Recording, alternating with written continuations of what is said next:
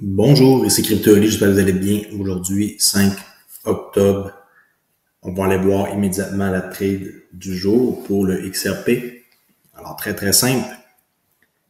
La barre ici que vous voyez, horizontale mauve, 8h30. On regarde par la gauche en descendant, on voit ici de la liquidité, des sell stop. OK, alors on trace une ligne blanche dans le futur. Et vu qu'on est acheteur, pas obligé de vous dire qu'on est acheteur pour les raisons, là. Vous devez le savoir. Regardez en weekly et en monthly, c'est vert. Et ça a été chercher les sell stop avant de monter. OK, alors on a notre objectif, notre bias est d'acheteur. Alors si on est acheteur, on doit attendre d'avoir des sell stop qui viennent se faire comme éclater. J'aime bien ça dire ça. Alors, 8h30, mouvement brusque, et ça vient chercher les sell stop. Ensuite, quand que ça, on voit ça, on se met en 5 minutes. 15 minutes, c'est notre point de départ, OK? Alors, on se met en 5 minutes. Et là, on attend de voir, je vais juste grossir. On attend de voir, ça c'est la chandelle de 15 minutes, là, qui est venue prendre des stops. On peut voir. On attend de voir un MSS, Market Structure Shift. Et à quelle place qu'on le voit, c'est ici. OK? Alors, à cet endroit-là, un market structure shift. OK. Et briser un swing high avec ces deux-là. Pas très violent, mais quand même assez pour prendre une trade. On voit que ça, idéalement, il faut que ça ferme par-dessus. Ça ferme pas, mais bon.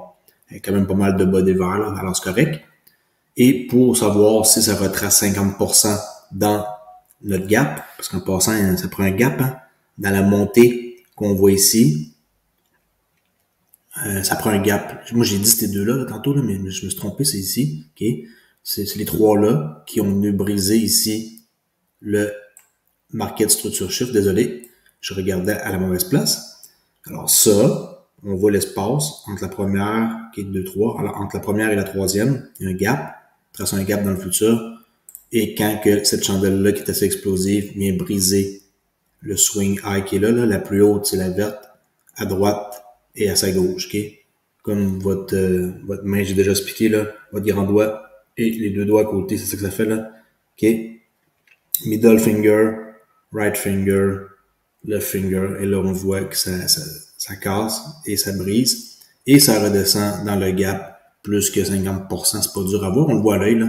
Et où qu'on mesure, on me demande beaucoup par courriel, à quelle place qu'on mesure pour faire notre Fibonacci. On descend, on voit le dernier swing low, c'est lui. On pourrait prendre aussi lui, ça ne dérange pas. Okay? Alors on prend lui, on trace. Et là, on voit, ça descend. La ligne de 50%, c'est la ligne bleue qui est là. Celle-là, là, ici, là. Okay? Ça, là, c'est la ligne bleue.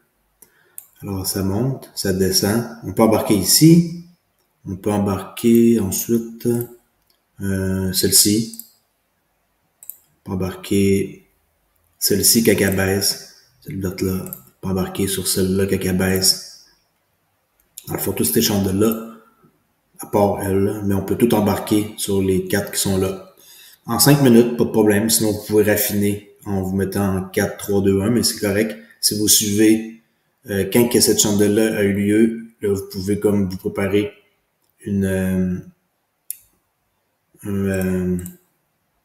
achat. Je cherche le mot. Juste besoin de prendre 50% du gap, là. Et là, vous mettez un ordre en attente, là. Un buy limit, environ à ce prix-là, à 47,81. Et là, à 47,81.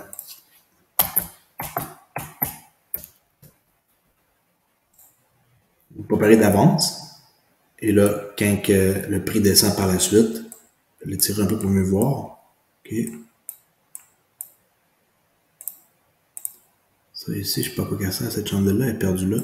Pas cette chandelle-là, cette flèche-là. Alors, c'est ça. Quand que ça fait un mouvement brusque, vous mesurez votre swing low, swing high, et là, ça redescend, cette rouge-là, à 10h, à 10h05, et là, moi, je prendrais le milieu du gap, que j'aime bien la balance. Parce que des fois, ça descend pas en bas, puis des fois, en haut, mais quand le gap est plus large, ben, on se trouve à payer trop cher. Alors ça, c'est une trade qui était plutôt facile à prendre pour ceux que ça intéresse de prendre des trades avec le day trading.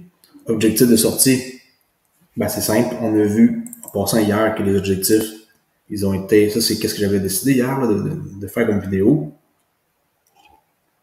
Une trade ici, objectif, ben premier, deuxième, troisième, et là ça ici, je pense que ça a été atteint aujourd'hui, ou pas encore. Non, on est en 1 heure, alors c'est pas tout de suite. Ça, je pense que ça a été atteint aujourd'hui, 49,83, on va le voir.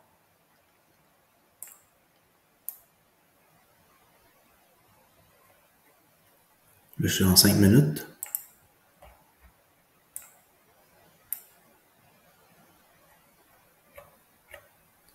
« 49,83, c'est où? C'est ici. Les deux vertes qui sont là. Ben, vous n'êtes pas obligé d'aller aussi loin que ça, là. Je vous dirais que vous vous mettez en 5 minutes. Et là, la trade était parfaite pour, je dirais, là, ça, c'était un endroit excellent pour sortir. OK?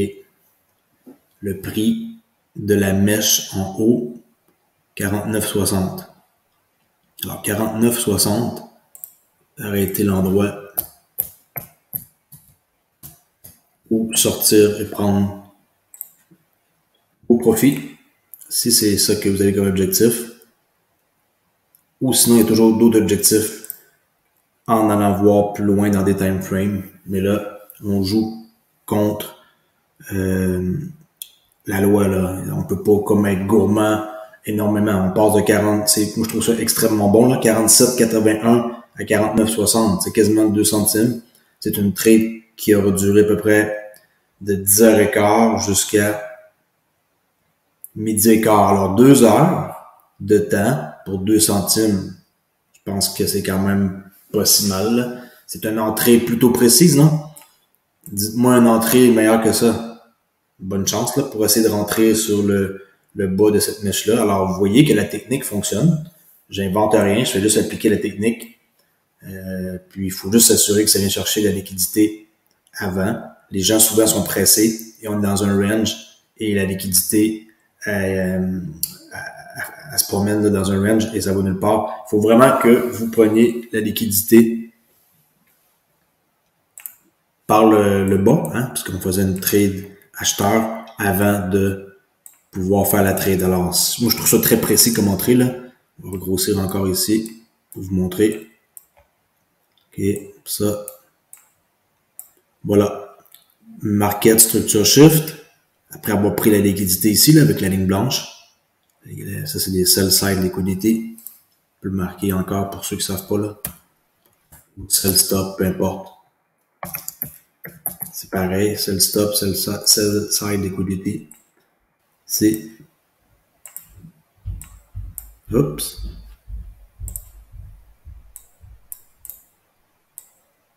Un coup que ça c'était pris, n'oubliez pas, vous êtes en 15 minutes. Là, en 15 minutes, c'est beaucoup plus clair comme charte de le voir. Alors, quand que ça a pris la liquidité, on ne voit pas bien comme ça, hein? Avec mon rectangle. Quand que ici, on a tracé et que c'est venu chercher la liquidité, c'était fini. On savait qu'on devait faire une trade par le haut. Et qu'est-ce que j'aime? Ben, on est en dessous de 8h30 et pratiquement en dessous de minuit. Là, on s'entend qu'on peut s'estimer parce qu'on est ici. Là. Si vous me dites, j'ai pas pris la trade crypto-ali parce que tu dis toujours il faut que ce soit en bas de la ligne de minuit, la ligne jaune. Ben là, regardez, là, il faut avoir un peu de jugement. Là. La prendre ici ou la prendre là, ça dérange pas. Au moins, elle est en dessous de 8h30. Alors, très facile encore. Je sais pas si vous commencez à comprendre un peu. J'explique ça de façon à ce que ça soit comme simple, pas avec des mots compliqués. Puis, s'il y en a qui ont des questions, juste besoin de m'écrire, de me faire un tour sur Crypto, le Discord CryptoAli, et vous allez pouvoir venir discuter ici de la technique dans XRP ou spéculation. C'est une spéculation ici, là. Des fois, je diffuse des graphiques. OK. Très, très simple. Cool. 49,60, objectif de sortie. Il n'y avait pas d'objectif de sortie vraiment avant ici, puis là. Il n'y a pas de gap ici vraiment, là, mais il n'y en a pas du tout, là. En 15 minutes, il n'y en a pas. OK. 5 minutes. 5 minutes, il n'y en a pas. Vraiment, c'est rare qu'il n'y en a pas autant. Ben, il y en a un là, mais c'est plus bas que le prix ben, tu sais, on rentre ici, on peut pas sortir ici, là. Il faut aller plus haut que un swing high comme ça. On peut pas comme prendre une entrée ici puis sortir là. Oui, on pourrait, mais écoutez, qui va rentrer à ce prix-là? 47,83. 47,81 pour sortir à le milieu du gap là, ça n'aurait pas de sens là. Même s'il a déjà été comme retouché, c'est pas grave, on peut le prendre comme objectif, mais moi à votre place, je ferais pas ça. C'est pas la meilleure solution de prendre un gap qui est au même niveau que votre entrée pratiquement là. Prenez un gap qui est plus haut que votre entrée là. C'est très très simple. On rentre dans un gap avec une sorte, on rentre avec un pullback dans un gap, on sort plus tard dans un gap. C'est ça la technique de sortie. Vous pouvez rentrer à peu près n'importe où ici, dans le gap, et sortir sur un swing high. Moi, j'aime bien sortir sur un swing high ou un gap. Ou il y a d'autres façons de sortir, mais là, je peux pas commencer à m'aventurer dans toutes ces affaires-là. On peut sortir avec un simple Fibonacci. Comme ça, on sort à 0.5, à 1, à 1.5 et à 2, on liquide toutes. 2 standards déviation. Regardez, ça respecte à la perfection. Pas besoin d'aller à l'école pour apprendre ça, là. Moi, je vous le montre. Un standard, ça, il n'y a pas de trouble, c'est facile à atteindre. 2 standards déviation. Regardez. Ça va être encore mieux que sortir ici. Mais, des fois, la gourmandise, ça mène à nulle part. Alors, soyez low hanging fruit, là, les fruits de bas des arbres, là, pour ne pas trop être déçu si le prix rechange de direction et va contre vous. D'accord? Laisse là-dessus, venez m'écrire sur Discord si vous avez des questions. Ça en jase demain pour une autre trade du jour XRP. Merci, au revoir.